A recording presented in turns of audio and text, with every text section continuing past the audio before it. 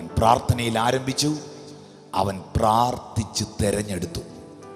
3, അവൻ പ്രാർത്ഥനയിൽ പ്രവർത്തിച്ചു. 5 അപ്പവും 2 മീനും നസ്രയൻ തൻ്റെ തൃക്കരങ്ങളിൽ എടുത്ത് സ്വർഗത്തിലേക്ക് ഉയർത്തി. പുരുഷാരം മുഴുവൻ അപ്പത്തിലും മീനിലും നോക്കിയപ്പോൾ യേശു നോക്കിയത് സ്വർഗത്തിലാ. ലാസറിന്റെ കല്ലറവാതിക്കൽ മരിച്ച് നാറ്റം വെച്ച് 4-ാം നാളായ ലാസറിന്റെ കല്ലറവാതിക്കൽ നിന്ന് നമ്മുടെ കർത്താവ് എന്താ ചെയ്തേ? അവൻ സ്വർഗത്തിലേക്ക് നോക്കി പ്രാർത്ഥിച്ചു. പിതാവേ, ഇപ്പോഴും നീ എൻ്റെ അപേക്ഷ കേൾക്കുന്നതിനാൽ ഞാൻ നിന്നെ വാഴ്ത്തുന്നു എന്ന് പ്രാർത്ഥിച്ചിട്ട് ആ കല്ലറയിലേക്ക് നോക്കി ലാസറേ പുറത്തു വരാൻ പറഞ്ഞു. അതെ, അവൻ പ്രാർത്ഥനയിൽ പ്രവർത്തിച്ചു. അവൻ പ്രാർത്ഥനയിൽ പ്രവർത്തിച്ചു. ഇന്ന് രാത്രിയിൽ നിന്റെ കരം ഒരു അത്ഭുതമായി തീരണമോ? നിന്റെ നാവ് ഒരു അത്ഭുതമായി തീരണമോ? നിന്റെ ജീവിതം ഒരു അത്ഭുതമായി തീരണമോ? പ്രാർത്ഥനയിൽ പ്രവർത്തിക്കുക. യേശു പ്രാർത്ഥനയിൽ ആരംഭിച്ചു, പ്രാർത്ഥിച്ച് തിരഞ്ഞെടുത്തു, പ്രാർത്ഥനയിൽ പ്രവർത്തിച്ചു. ഗെത്സമന എന്ന തോട്ടത്തിൽ മാനവകുലത്തിന്റെ മുഴുവൻ ശാപവും പാപവും രോഗവും വ്യഥയും നമ്മുടെ കർത്താവ് ശരീരത്തിൽ ഏറ്റെടുത്ത് തനിക്ക് താങ്ങാൻ കഴിയുന്നതിലും അപ്പുറമായ ഒരു ഭാരം, വേദന, ഹെവിനെസ് കർത്താവിന് വന്നപ്പോൾ കർത്താവ് എന്നാ ചെയ്തേ? ഒരു കല്ലേർ ദൂരത്തോളം വാങ്ങിപ്പോയി അവൻ മുട്ടുകുത്തി പ്രാർത്ഥിച്ചു. ജീവിതത്തിൽ പ്രതിസന്ധികൾ വരാത്ത ആരെങ്കിലും ഉണ്ടോ? ജീവിതത്തിൽ വെല്ലുവിളികൾ അനുഭവിക്കാത്ത ആരെങ്കിലും ഉണ്ടോ? ജീവിതത്തിൽ പ്രശ്നങ്ങളുടെ നടുവിലൂടെ പോകാത്ത ആരെങ്കിലും ഉണ്ടോ?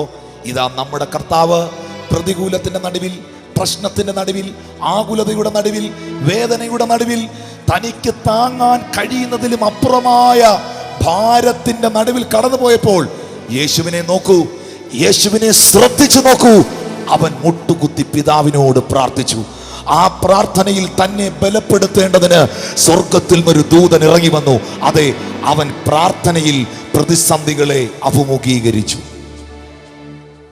പ്രാർത്ഥിച്ച് ആരംഭിച്ചു, പ്രാർത്ഥിച്ച് തിരഞ്ഞെടുത്തു, പ്രാർത്ഥനയിൽ പ്രവർത്തിച്ചു, പ്രാർത്ഥിച്ച് പ്രശ്നങ്ങളെ ഫേസ് ചെയ്തു. 2 കള്ളന്മാരുടെ നടുവിൽ 3 ആണികളിൽ മേൽ നമ്മുടെ കർത്താവ് ക്രൂശിതനായി. അരിമത്യയിലെ മന്ത്രിയായ ജോസഫിന്റെ കല്ലറയിൽ നസ്രായനെ അടക്കി.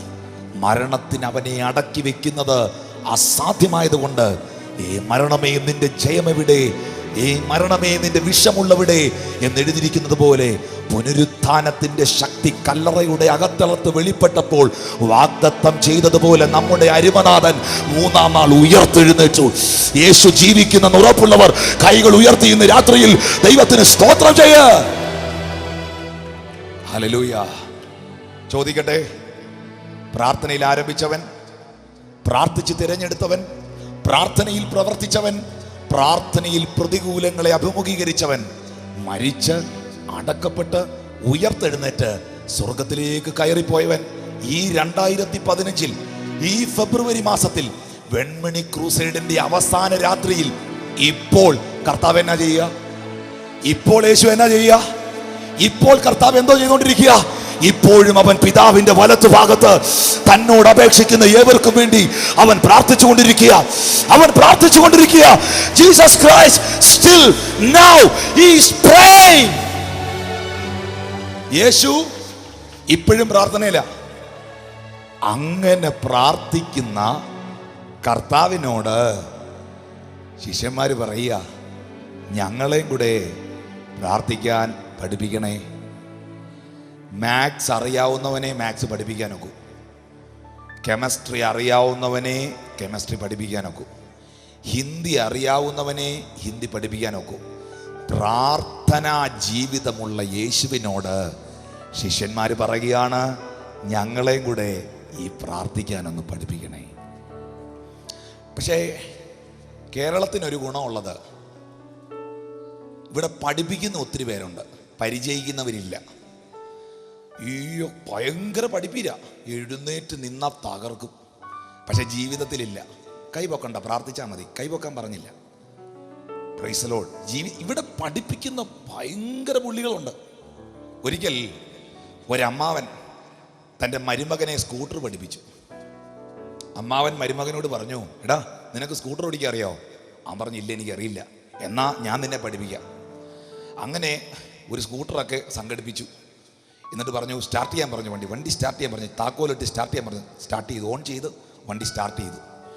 ഇനി ക്ലച്ച് പതിയെ വിട്ടിട്ട് ആക്സിലേറ്റർ കൊടുക്കാൻ പറഞ്ഞു. ഗിയറിട്ട് അവൻ ഗിയറിട്ട് ക്ലച്ച് പതിയെ വിട്ട് ആക്സിലേറ്റർ കൊടുത്തു. വണ്ടി ഇടിച്ചങ്ങ് നിന്നു. അമ്മാവൻ പറഞ്ഞു, പോരാ, പെർഫോമൻസ് പോരാ, പഠിപ്പിക്കുക, പെർഫോമൻസ് പോരാ. ഒരു കാര്യം ചെയ്യുക, ഞാൻ പുറകോട്ട് കയറിയിരിക്കാം, ഇച്ചിരി നീങ്ങിയിരുന്നേ. കയറിയിരുന്നു. ഇനി വണ്ടി സ്റ്റാർട്ട് ചെയ്യുക. സ്റ്റാർട്ട് ചെയ്തു. ഇനി ഫസ്റ്റ് ഇട്ടു. ഇനി ആക്സിലേറ്റർ പതിയെ കൊടുക്കുക. അവൻ പതിയെ കൊടുത്തു. വണ്ടി ഇങ്ങനെ പോയി. സെക്കൻഡ് ഇട്ടു, തേർഡ് ഇട്ടു, ഫോർത്ത് ഇട്ടു. വണ്ടി ഇങ്ങനെ 4-5 കിലോമീറ്റർ അവൻ ഓടിക്കുക. ഇൻഡിക്കേറ്റർ ഇങ്ങനെ പോവുക. അങ്ങനെ പോയിക്കൊണ്ടിരുന്നപ്പോൾ ഈ വണ്ടി ഒരു പാലത്തിൻ്റെ മുകളിലെത്തി. പെട്ടെന്ന് ഇവൻ്റെ കൈ വിറച്ചു. വെള്ളവും പാലവും വണ്ടിയൊക്കെ കണ്ടപ്പോഴത്തേനും ഇവൻ്റെ കൈ വിറച്ചു. ഇവൻ പറഞ്ഞു, അങ്കിളെ ഞാൻ സൈഡിലോട്ട് ആ വണ്ടി അങ്ങ് ഒതുക്കുക, എനിക്കൊരു ചെറിയ പേടി. നിങ്ങൾ പറഞ്ഞു, ഒതുക്കിക്കോ, സൈഡിലോട്ട് ഒതുക്കിക്കോ, സ്റ്റാൻഡ് ഇട്ടോ. അയ്യോ. ഇവൻ വണ്ടിയിൽ നിന്ന് ഇറങ്ങിയിട്ട് പറഞ്ഞു, ഇവിടം വരെ ഞാൻ ഓടിച്ചില്ലേ, ഇനി ഞാൻ പുറകെ ഇരിക്കാം, അങ്കിള് തിരിച്ചോടിക്കുക. അങ്കിള് പറഞ്ഞു, മോനെ എനിക്ക് പഠിപ്പിക്കാനേ അറിയൂ, ഓടിക്കാൻ അറിയത്തില്ല. ഇങ്ങനെയുള്ള ഒരുപാട് അങ്കിളുമാർ ഇവിടെ ഉണ്ട്. മനസ്സിലായവർക്കായി ഞാൻ ദൈവത്തെ സ്തുതിക്കുന്നു. ഓടിക്കാൻ അറിയാമെങ്കിലേ പഠിപ്പിക്കാവൂ. അടുത്തിരിക്കുന്നത് പറഞ്ഞിട്ട് ഓടിക്കാൻ അറിയാവുന്നവനെ ഇത് പഠിപ്പിക്കാവൂ. Praise the lord. ശബ്ദമുയർത്തി ഹല്ലേലൂയ. നമ്മൾ പറയും, ഇപ്പം ഇവിടെ ഇരിക്കുന്ന നിങ്ങൾക്ക് മൈക്ക് തന്നാൽ, ഇവിടെ ഇരിക്കുന്ന ഏതെങ്കിലും ഒരു വ്യക്തിക്ക് മൈക്ക് തന്നാൽ നിങ്ങൾ പറയും, എല്ലാവരും ഹല്ലേലൂയ പറ, എല്ലാവരും സ്തുതിക്കണം. നമ്മൾ സ്തുതിക്കുമ്പോൾ എരികോ മതിലുകൾ നിലംപരിച്ചാകും എന്ന് തീർത്ത് പഠിപ്പിക്കുക. പക്ഷെ വേറൊരു കക്ഷി പ്രസംഗിച്ച ഈ പുള്ളി ഹല്ലേലൂയ പറയത്തില്ല. വേറൊരു കക്ഷി പ്രസംഗിച്ച എങ്ങനെ കൈവക്കത്തുമില്ല. ഇതെവിടുത്തെ ഇടപാടാ? ഓടിക്കാൻ അറിയാമെങ്കിലേ പഠിപ്പിക്കാവൂ. ഓടിക്കാൻ അറിയുന്നവനെ ഇത് പഠിപ്പിക്കാവൂ. കൈകൾ അടിച്ചു വായി തുറന്ന് ഇന്ന് രാത്രി ദൈവത്തിന് സ്തോത്രം ചെയ്യ.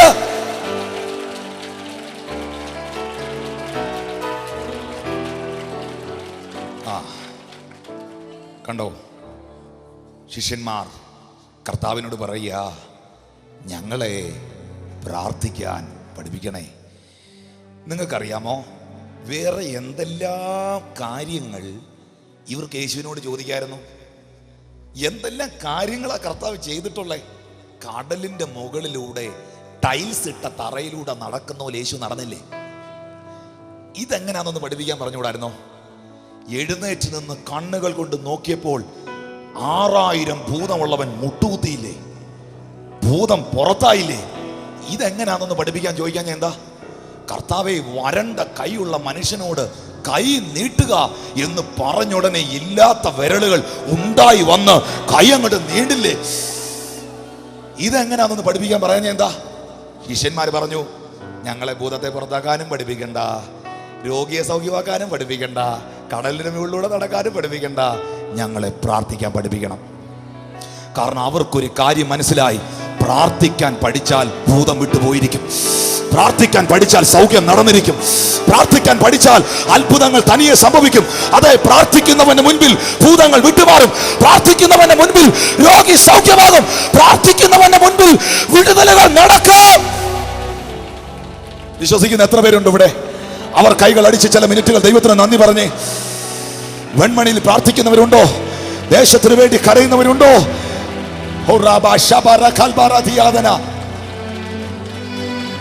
വിളിച്ചു പറ, കർത്താവേ, മറ്റൊന്നും എനിക്കിന്ന് രാത്രി വേണ്ട.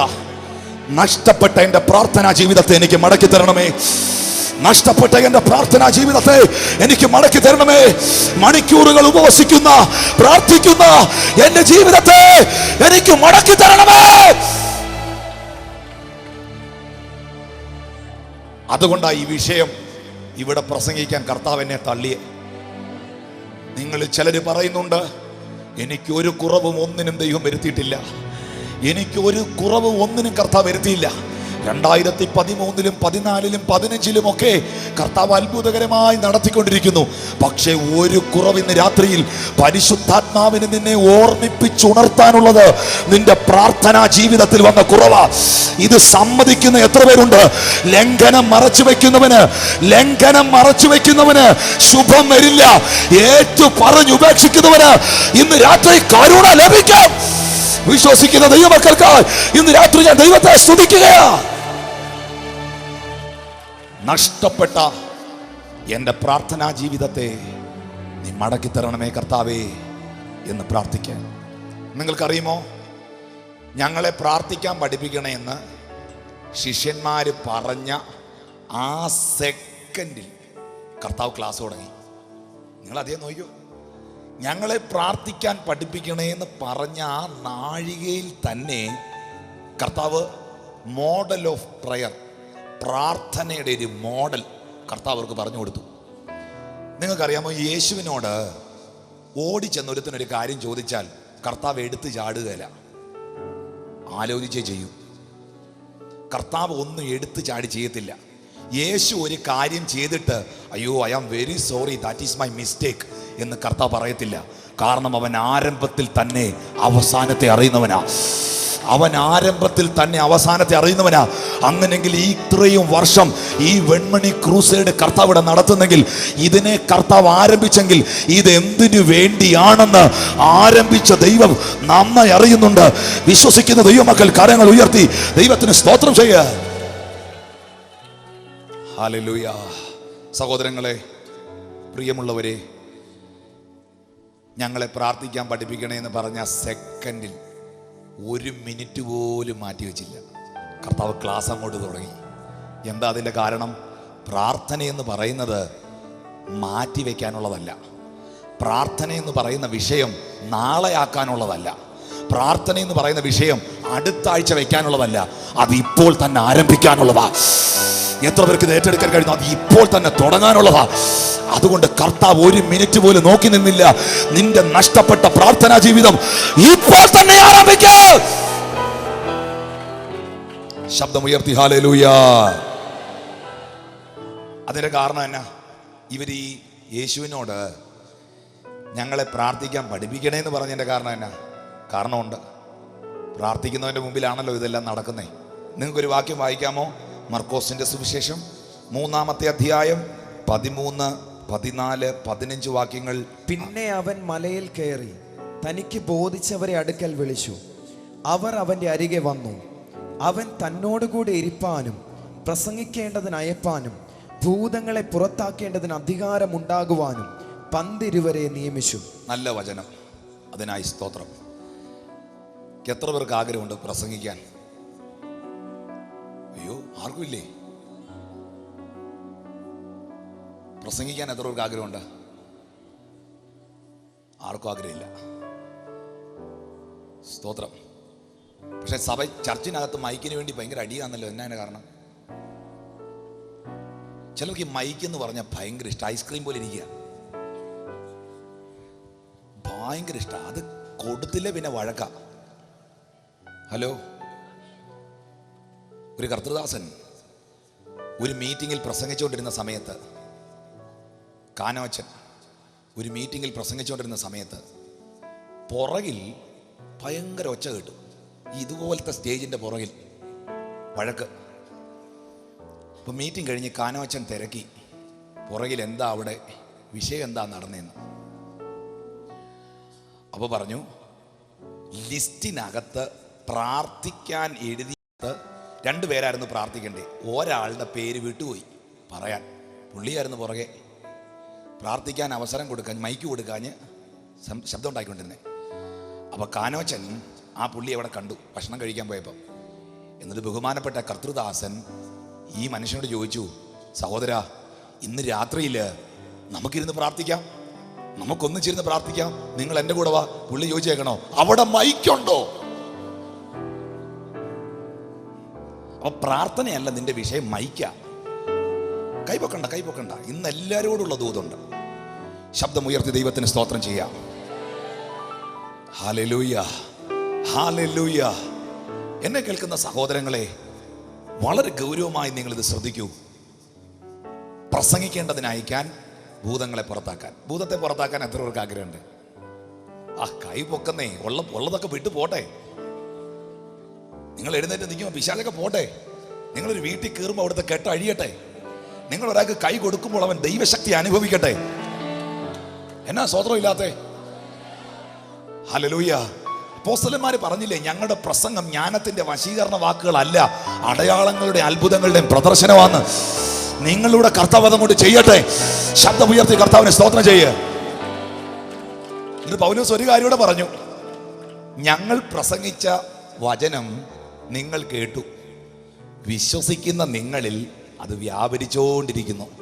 അപ്പൊ ഇന്ന് ഒത്തിരി പേര് കേൾക്കുന്നുണ്ട് ഇവിടെ, പക്ഷെ ഇതാരല്ല വ്യാപരിക്കുന്നേ? ഞങ്ങൾ പ്രസംഗിച്ച ദൈവവചനം നിങ്ങൾ കേട്ടു, പക്ഷെ വിശ്വസിക്കുന്ന നിങ്ങളിൽ ഇത് വ്യാപരിച്ചുകൊണ്ടിരിക്കുന്നു. ഇന്ന് രാത്രി ഇവിടെ പ്രസംഗിക്കുന്ന ദൈവവചനം വിമർശിക്കുന്നവന്റെ മേലല്ല വ്യാപരിക്കുന്നേ, വിശ്വസിക്കുന്നവരുടെ മേല. ഏറ്റെടുക്കുന്ന ദൈവമക്കൾ കൈകൾ ഉയർത്തി ഇന്ന് രാത്രി ദൈവത്തിന് സ്തോത്രം ചെയ്യുക. അപ്പൊ ചിലർ ചോദിക്കുന്ന ഒരു ചോദ്യമുണ്ട്, പിന്നെ എന്തുവാ ഈ വ്യാപരിക്കുക എന്ന് പറഞ്ഞാൽ അങ്ങ് വ്യാപരിക്കുക. വ്യാപരിക്കുന്നത് എന്തുവാണെന്നറിയണോ? വ്യാപരിക്കുന്നത് എന്തുവാണെന്ന് അറിയണമെങ്കിൽ ഇവിടെ നമ്മുടെ വലിയൊരു ജനറേറ്ററിനകത്തുനിന്ന് 2 വയർ ഇങ്ങനെ വരുന്നുണ്ട്. ഇതങ്ങോട്ട് കട്ട് ചെയ്യണം, ചെമ്പ് കമ്പി പുറത്തെടുക്കണം, എന്നിട്ട് ഇങ്ങനെ ഒന്ന് പിടിക്കണം. അന്നേരം മനസ്സിലാകും വ്യാപരിക്കുന്ന എന്തുവാന്ന്. എത്ര പേർക്ക് ഞാൻ ഈ പറയുന്നത് മനസ്സിലാകുന്നു? Hallelujah, hallelujah. ദൈവശക്തി അനുഭവിക്കുന്നവർക്കായി സ്തോത്രം. ദൈവശക്തി അളക്കുന്നവരല്ല, ദൈവശക്തി അനുഭവിക്കുന്നവർക്കായി ഇന്ന് രാത്രി ഞാൻ ദൈവത്തെ സ്തുതിക്കുകയാണ്.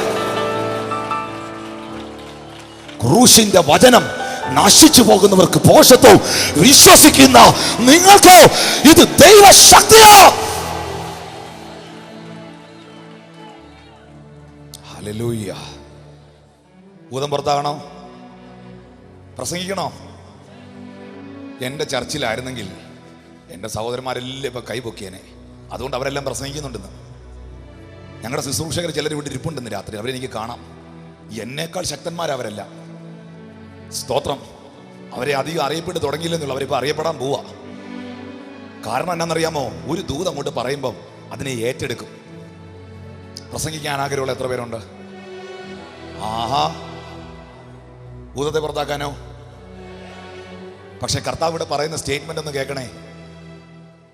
അവൻ തനിക്ക് ബോധിച്ചവരെ തൻ്റെ അടുക്കൽ വിളിച്ചു, തന്നോട് കൂടെ ഇരിപ്പാൻ, പ്രസംഗിക്കേണ്ടതിന് അയപ്പാൻ, ഭൂതങ്ങളെ പുറത്താക്കാൻ.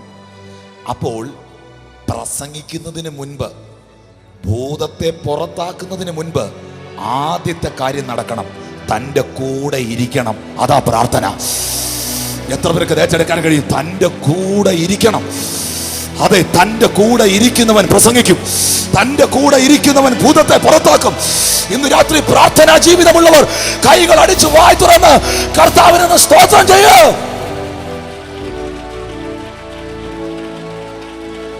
ഹല്ലേലൂയ,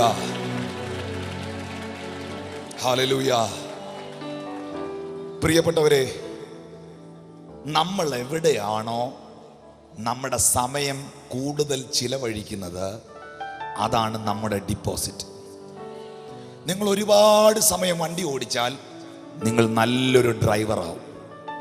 നിങ്ങൾ ഒരുപാട് സമയം ക്രിക്കറ്റ് കളിച്ചാൽ നിങ്ങൾ നല്ലൊരു ക്രിക്കറ്റ് കളിക്കാരനാവും. നിങ്ങൾ ഒരുപാട് സമയം ഇതുപോലെ പിയാനോ പഠിച്ചാൽ നിങ്ങൾ നല്ലൊരു പിയാനോ വായനക്കാരനാവും.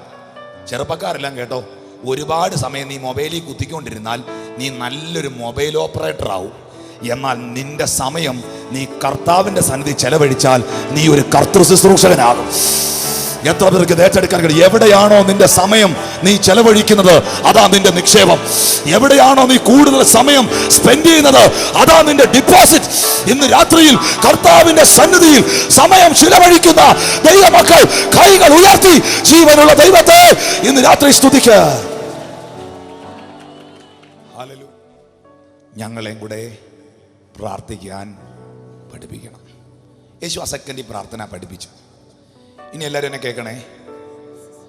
5 മുതലുള്ള വാക്യം ഒന്ന് നോക്കി. 5 മുതൽ ഇത് ഈ വിഷയത്തെ പ്രൂവ് ചെയ്യാൻ, കൺഫേം ചെയ്യാൻ കർത്താവ് ഒരു ഉപമയും കൂടെ, ഒരു സംഭവം കൂടെ പറഞ്ഞു. വായിക്കാം. പിന്നെ അവൻ അവരോട് പറഞ്ഞത്, നിങ്ങളിൽ ആർക്കെങ്കിലും ഒരു സ്നേഹിതനുണ്ട് എന്നിരിക്കട്ടെ. അവൻ അർദ്ധരാത്രിക്ക് അവന്റെ അടുക്കൽ ചെന്ന്, സ്നേഹിത, എനിക്ക് 3 അപ്പം വായ്പ തരേണം. എൻ്റെ ഒരു സ്നേഹിതൻ വഴിയാത്രയിൽ എൻ്റെ അടുക്കൽ വന്നു, അവന് വിളമ്പിക്കൊടുപ്പാൻ എൻ്റെ പക്കൽ ഏതുമില്ല എന്ന് അവനോട് പറഞ്ഞാൽ, എന്നെ പ്രയാസപ്പെടുത്തരുത്, കഥ കടച്ചിരിക്കുന്നു, പൈതങ്ങളും എന്നോട് കൂടെ കിടക്കുന്നു, എഴുന്നേറ്റ് തരുവാൻ എനിക്ക് കഴിയുകയില്ല എന്ന് പറഞ്ഞാലും അവൻ സ്നേഹിതനാകൊണ്ട് എഴുന്നേറ്റ് അവന് കൊടുക്കയില്ലെങ്കിലും അവൻ ലജ്ജ കൂടാതെ മുട്ടിക്ക നിമിത്തം എഴുന്നേറ്റ് അവന് വേണ്ടുന്നിടത്തോളം കൊടുക്കും എന്ന് ഞാൻ നിങ്ങളോട് പറയുന്നു. കൈകൾ ഉയർത്തി ദൈവത്തിന് സ്തോത്രം ചെയ്യാം. സഹോദരങ്ങളെ, പ്രാർത്ഥന എന്ത് എന്ന് വ്യക്തമാക്കാൻ കർത്താവ് ഒരു ഉപമ, ഒരു സംഭവം, ഒരു ഉദാഹരണം ഇവിടെ പ്രസ്താവിക്കുന്നു. അതിനകത്ത് 3 സ്നേഹിതന്മാരെ കുറിച്ച് എഴുതിയിട്ടുണ്ട്. ഒരു സ്നേഹിതൻ ആ വീടിൻ്റെ ഉടമസ്ഥൻ, മറ്റൊരു സ്നേഹിതൻ രാത്രിയിൽ ആ വീട്ടിൽ വന്ന അതിഥി, മറ്റൊരു സ്നേഹിതൻ അർദ്ധരാത്രിയിൽ അപ്പം നൽകി സഹായിച്ച സ്നേഹിതൻ. സ്നേഹിതൻ എന്ന് പറഞ്ഞപ്പോൾ നിങ്ങൾക്ക് എല്ലാവർക്കും ഇത് പിടികിട്ടിയില്ലെന്ന് എനിക്ക് മനസ്സിലായി. ഈ കാര്യം എനിക്ക് പഠിപ്പിക്കണമെങ്കിൽ, നിങ്ങളുടെ അകത്തിത് പതിയണമെങ്കിൽ എനിക്ക് 3 ചെറുപ്പക്കാരെ വേണം. എൻ്റെ കൂടെ വന്ന സഹോദരന്മാരുണ്ടോ ഇവിടെ? ഉണ്ടെങ്കിൽ അവർ ഇവിടെ ഉണ്ടെങ്കിൽ ഒന്ന് മുമ്പോട്ട് വരാമോ? അയ്യോ, ഓടിവാ. കൈകൾ ഉയർത്തി ചേർന്ന് ദൈവത്തിന് സ്തോത്രം ചെയ്യാം. ഇനി നിങ്ങൾക്ക് മനസ്സിലാവും ഇവരെ എന്തിനാ വിളിപ്പിച്ചത്. ഇതാ 3 സ്നേഹിതന്മാർ. ഹല്ലേലൂയ. 3 സ്നേഹിതന്മാർ. ഇവർക്ക് 3 പേർക്കും പേരുണ്ട്. നിങ്ങൾക്ക് മനസ്സിലാകാൻ ആ പേരൂടെ ഞാൻ പറയാം. ബൈബിളിൽ അവരുടെ പേരില്ല, പേരെഴുതിയിട്ടില്ല. സ്നേഹിതൻ. ഇനി അവരാരാന്ന് കാണിക്കാം. അവരുടെ കർത്താവ് എന്തോ ഉദ്ദേശിച്ചെന്ന് പറയാം. ഇദ്ദേഹത്തിന്റെ പേര് ജിജു, ഇത് സന്തോഷം, ഇവൻ സുമേഷ്. വേറെ ഒത്തിരി പ്രായമുള്ളവരൊക്കെ നിങ്ങളുടെ ചർച്ചയിൽ ഇവിടെ വന്നിരിക്കുന്നവരുണ്ട്. അവർക്കായി സ്തോത്രം. ഹല്ലേലൂയ. ജിജു എന്ന സ്നേഹിതൻ, 3 സ്നേഹിതന്മാരെ കുറിച്ചാണ് പേര് പറയുന്നത്, ചിലർക്ക് മനസ്സിലാകാൻ വേണ്ടിയാണ്. ജിജു എന്ന സ്നേഹിതൻ സന്തോഷ് എന്ന സ്നേഹിതന്റെ വീട്ടിൽ അർദ്ധരാത്രിക്ക് ചെന്നു. അപ്പോൾ ജിജു എന്ന സ്നേഹിതന് കൊടുക്കാനുള്ള അപ്പം, ഫുഡ് സന്തോഷ് എന്ന സ്നേഹിതന്റെ കയ്യിലില്ല. പക്ഷേ സന്തോഷ് എന്ന സ്നേഹിതന് മറ്റൊരു സ്നേഹിതനെ അറിയാം. ആ സ്നേഹിതന്റെ പ്രത്യേകത ഏത് അർദ്ധരാത്രിക്ക് ചെന്ന് ചോദിച്ചാലും കൊടുക്കുന്നവനാണ്. ഏത് പാതിരാത്രിക്ക് ചെന്ന് ചോദിച്ചാലും നൽകുന്ന ഒരു സ്നേഹിതനെ ഈ സ്നേഹിതൻ അറിയാം. ആ സ്നേഹിതന്റെ പേരാണ് ലോർഡ് ജീസസ് ക്രൈസ്റ്റ്. കരങ്ങൾ ഉയർത്തി ചേർന്ന് ദൈവത്തിന് സ്തോത്രം ചെയ്യാം. ഏത് പാതിരാത്രി ചെന്ന് ചോദിച്ചാലും തരുന്ന സ്നേഹിതനെ നിങ്ങൾക്ക് അറിയുമോ? ഔട്ട് ഓഫ് കവറേജ് ഏരിയയിൽ അല്ലാത്ത സ്നേഹിതനെ നിങ്ങൾക്ക് അറിയുമോ? സ്വിച്ച് ഓഫ് ചെയ്യാത്ത സ്നേഹിതനെ നിങ്ങൾക്ക് അറിയുമോ? ഏത് പാതിരാത്രിക്ക് വിളിച്ചാലും ആ വിളി കേൾക്കുന്ന സ്നേഹിതനെ അറിയാവുന്ന ദൈവമക്കൾ കൈകൾ ഉയർത്തി ദൈവത്തെ സ്തുതിക്കുക. അതെ, നമ്മെ ചതിക്കാത്ത സ്നേഹിതൻ, നമ്മെ പരിഹസിക്കാത്ത സ്നേഹിതൻ, നമ്മളെ വഞ്ചിക്കാത്ത സ്നേഹിതൻ, നമ്മുടെ ആവശ്യങ്ങൾ അറിഞ്ഞ് നമുക്ക് വേണ്ടി പ്രവർത്തിക്കുന്ന സ്നേഹിതൻ നമ്മുടെ കർത്താവ്. കൈകൾ ഉയർത്തി ദൈവത്തിന് സ്തോത്രം ചെയ്യാം. കാര്യസാധ്യത്തിന് വേണ്ടിയും നന്മകൾക്ക് വേണ്ടിയും സ്വന്തം നിലനിൽപ്പിനും സ്വന്തം ഇഷ്ടങ്ങൾക്ക് വേണ്ടിയും കൂടെ നിൽക്കുന്ന കൂട്ടുകാർ ഇന്ന് സമൂഹത്തിലുണ്ട്. പക്ഷേ ഇന്ന് രാത്രി വെൺമണി ദേശത്തിന് ചതിക്കാത്തൊരു സ്നേഹിതനെ ഞാൻ പരിചയപ്പെടുത്താം. വഴിയിൽ നിന്നെ ഇട്ടിട്ട് പോകാത്ത ഒരു സ്നേഹിതനെ ഞാൻ പരിചയപ്പെടുത്താം. അവന്റെ പേര് കർത്താവായ യേശു ക്രിസ്തു.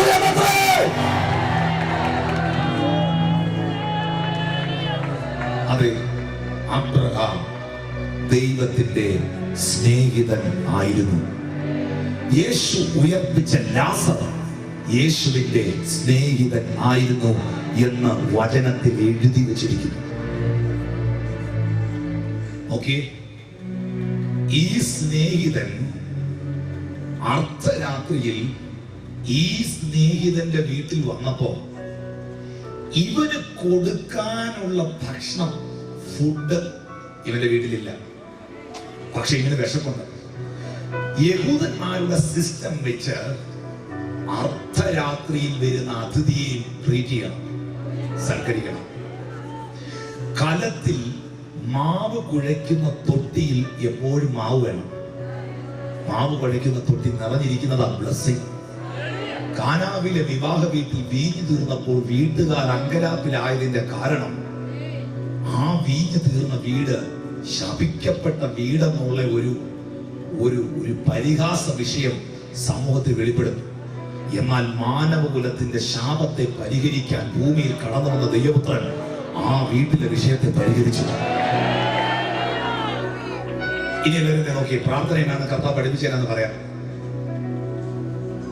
ജിജു എന്ന സ്നേഹിതൻ, സന്തോഷം എന്ന സ്നേഹിതന്റെ വീട്ടിൽ അർദ്ധരാത്രി വന്നു. ഇവന് വിശപ്പുണ്ട്. ഇവന്റെ വിശപ്പിനെ, ഈ സ്നേഹിതന്റെ വിശപ്പിനെ ഈ സ്നേഹിതൻ തിരിച്ചറിഞ്ഞു. അപ്പൊ നോക്കണം, നിങ്ങൾ മനസ്സിലാക്കണം, ഈ സമയത്ത് സന്തോഷം എന്ന സ്നേഹിതൻ നൽകുവാൻ കഴിയുന്നവന്റെ അടുക്കൽ ചോദിക്കാൻ പോകുന്നു. എന്നോട് നോക്കി, എല്ലാവരും എന്നെ നോക്കി. എന്തിനു വേണ്ടി? ഇവന്റെ വിശപ്പ് മാറ്റാൻ. ഈ സ്നേഹിതന്റെ വിശപ്പ് മാറ്റിയവനെ എന്ന് പറഞ്ഞാൽ ഇവനെ വിടുവിച്ചവനെ ഇവനറിയാം. ഒരു സമയത്ത് ഇവന്റെ പ്രശ്നത്തെ പരിഹരിച്ചവനെ ഇവനറിയാം.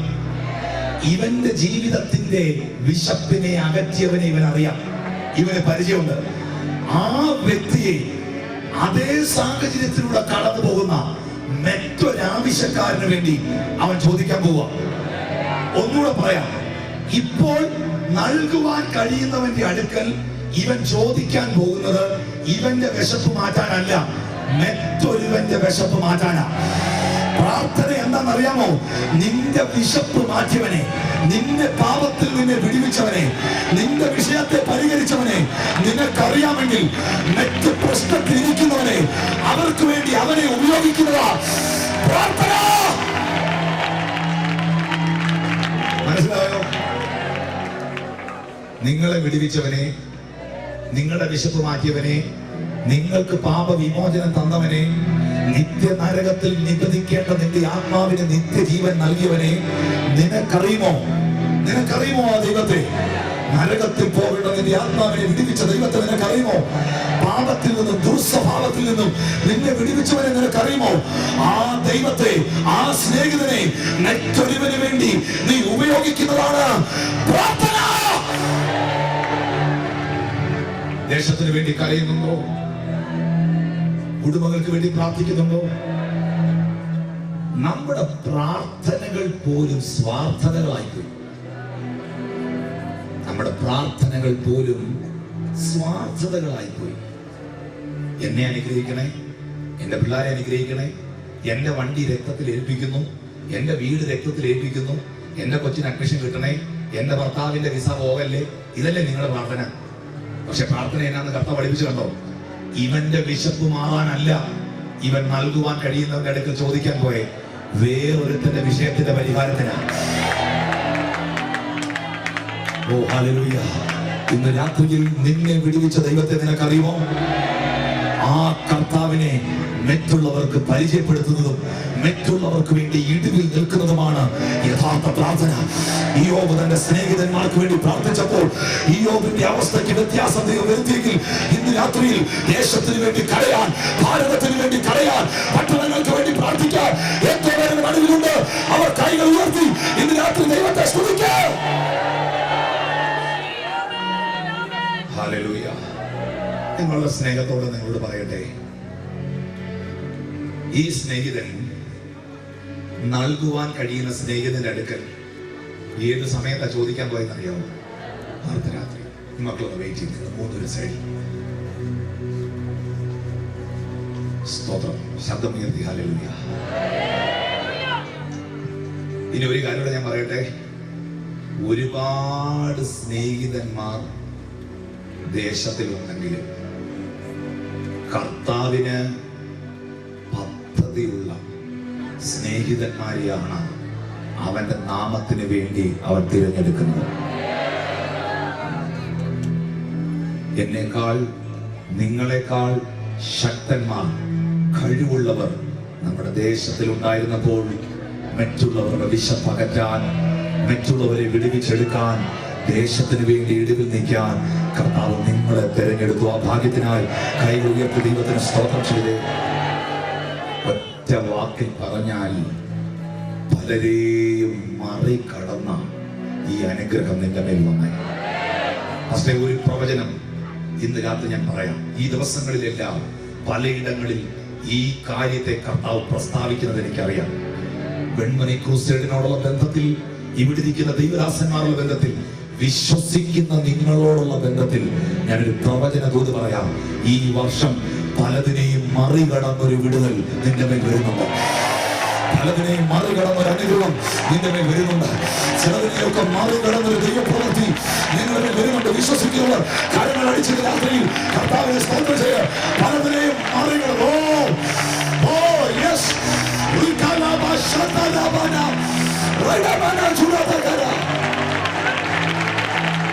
കർത്താവ് സ്പർശിക്കട്ടെ. കർത്താവ് തൊടട്ടെ.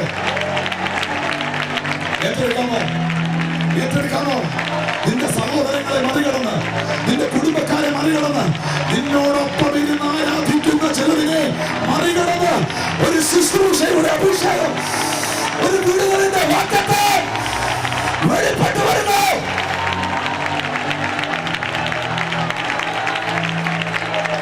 ഇതൊരു പ്രവചന, ഇതൊരു പ്രവചന. പന്തലിനകത്ത് പുറത്ത് നിൽക്കുന്നവരുള്ള പ്രവചനം. ഈ പ്രവചനത്തിന്റെ പുതപ്പിന് രാത്രി നിന്റെ മേൽ വീഴുക. ഈ 2015 അവസാനിക്കുന്നതിന് മുൻപ് നിന്റെ നഗ്ന നേത്രങ്ങൾ കൊണ്ട് ഈ ദൂത് നീ കണ്ടിരിക്കും. ചിലതിനെയൊക്കെ മറികടന്നൊരു വിടുതൽ, ചിലതിനെയൊക്കെ മറികടന്നൊരു ശുശ്രൂഷ, ചിലതിനെയൊക്കെ മറികടന്നൊരു ദൈവപ്രവൃത്തി നിന്റെ തലമുറയുടെ മേൽ, കുടുംബത്തിന്റെ മേൽ, ദേശത്തിന്റെ മേൽ ഇന്ന് രാത്രി വെളിപ്പെടുമെന്ന് വിശ്വസിക്കുന്നവർ ശബ്ദം ഉയർത്തി വചനം കൂടെ തരാം,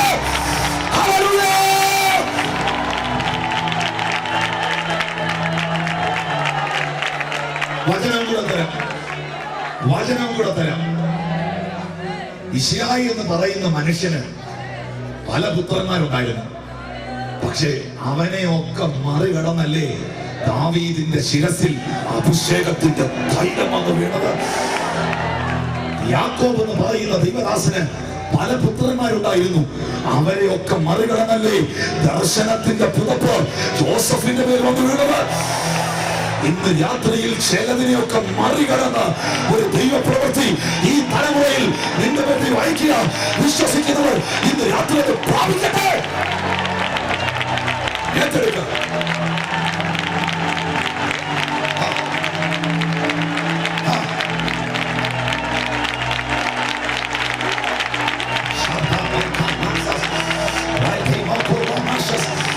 പലതിനെയും മറികടന്നൊരു വിടുതൽ നിന്റെ തലമുറയുടെ മേൽ നീ പകരുക. പല തലമുറകളും വഴിപിഴച്ചു പോയെങ്കിൽ നിന്റെ തലമുറ പ്രവചിക്കുന്ന തലമുറയാകുക. നിന്റെ തലമുറ കർത്താവിന് വേണ്ടി, രാജ്യങ്ങൾക്ക് വേണ്ടി വിളിക്കപ്പെടുന്ന തലമുറയാകുക.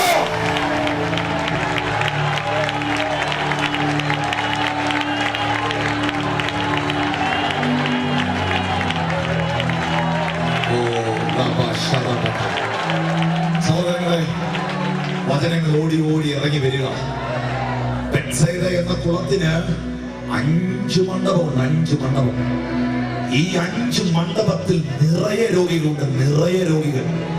കുരുടരുണ്ട്, ക്ഷയരോഗിയുണ്ട്, കുഷ്ഠരോഗിയുണ്ട്, പലതുമുണ്ട്. ഈ 5 മണ്ഡപങ്ങളെയും അതിൽ കിടന്ന രോഗികളെയും മറികടന്ന് നടന്ന് 38 വർഷം രോഗിയായവന്റെ അടുക്കൽ കർത്താവ് എത്തി.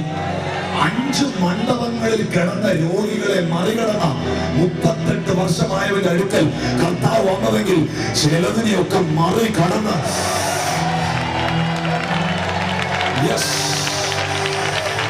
ഇതൊരു ദൂത. ഇത് ഏറ്റെടുക്കുന്നവർക്കുള്ളതാ. ഇല്ലെങ്കിൽ ഞാൻ കൊണ്ടു, ഇല്ലെങ്കിൽ ഞാൻ കൊണ്ടു, ഈ പ്രവചനം ഞാൻ കൊണ്ടു. ഇത് ഏറ്റെടുക്കുന്നവർക്കുള്ളതാ. ഇത് സ്വീകരിക്കുന്നവരോ പൗലോസ് പറയുന്നത് പോലെ വിശ്വസിക്കുന്ന നിങ്ങൾ ഇത് വ്യാപരിച്ചുകൊണ്ടിരിക്കുന്നു. നിന്റെ സഭയിൽ കൂട്ട സ്നാനം നടക്കാൻ പോവാ. നിന്റെ ശുശ്രൂഷയിൽ ആത്മാക്കൾ വിടുവിക്കപ്പെടാൻ പോവാ. ഇത് വിശ്വസിക്കാമോ? ഈ ദൂത് വിശ്വസിക്കാമോ?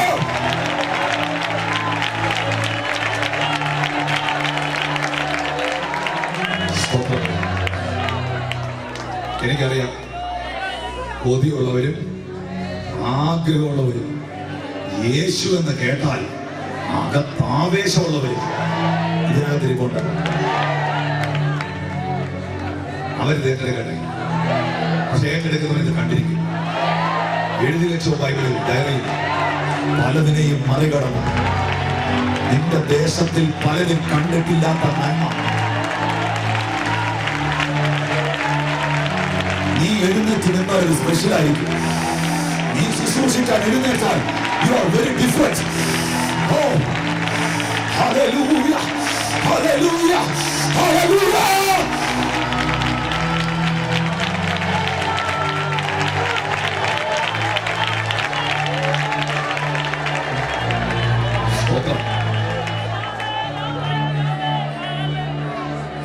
ഈ ഒരുപാട് പേര് ഏറ്റെടുക്കുന്നു.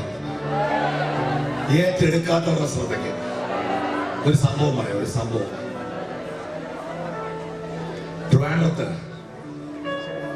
ഈ മക്കളുമാരെല്ലാം എന്നെ നോക്കി. ഫ്രണ്ടിലിരിക്കുന്ന കുഞ്ഞുങ്ങളെല്ലാം എന്നെ നോക്കി. അടുത്തിരിക്കുന്നതൊക്കെ കൈ കൊടുത്ത് പറഞ്ഞേ പ്രാർത്ഥനാ ജീവിതം പറഞ്ഞേ. ഓക്കെ, ഇനി ആ ജീവിതത്തിലായിരിക്കണം മീറ്റിംഗ് കഴിയുന്നത്. ഓക്കെ, കൈകൾ ഉയർത്തി ചേർന്ന് ദൈവത്തിന് സ്തോത്രം ചെയ്യാം. Price the Lord. ഓക്കെ, ട്രിവാൻഡ്രത്ത് ഏതെങ്കിലും ഒരു വ്യക്തി അവരെ ഒന്ന് കൺട്രോൾ ചെയ്യണേ. ലീഡേഴ്സ്, വോളണ്ടീസ് ആരെങ്കിലും. കുഞ്ഞുങ്ങളെ കർത്താവിന് വലിയ ഇഷ്ടം, എനിക്കും വലിയ ഇഷ്ടം കേട്ടോ. പക്ഷേ അലയ്ക്കരുത്. ട്രിവാൻഡ്രത്ത് ഒരു സഭയിൽ ഒരു ദേവദാസൻ രാത്രി പ്രാർത്ഥിച്ചുകൊണ്ടിരിക്കുമ്പം ഒരു സ്വപ്നം കണ്ടു, ഒരു ദർശനം. എല്ലാവരും നോക്കി. എന്തോ സ്വപ്നം കണ്ടെന്നറിയാമോ? ആ സഭയിലെ ഓട്ടോറിക്ഷ ഡ്രൈവറായിരുന്ന തൊഴിലാളിയായിരുന്ന വിജയൻ എന്ന് പറയുന്ന സഹോദരന് കർത്താവ് 4 വീലുള്ള ഒരു വണ്ടി കൊടുക്കുന്നു. 4 വീലുള്ള വണ്ടി. ഇപ്പോൾ ഓട്ടോറിക്ഷയ്ക്ക് എത്ര വീലുണ്ടെന്ന് നിങ്ങൾക്ക് അറിയാലോ. ആ വിജയൻ ബ്രദറിന് 4 വീലുള്ള ഒരു വണ്ടി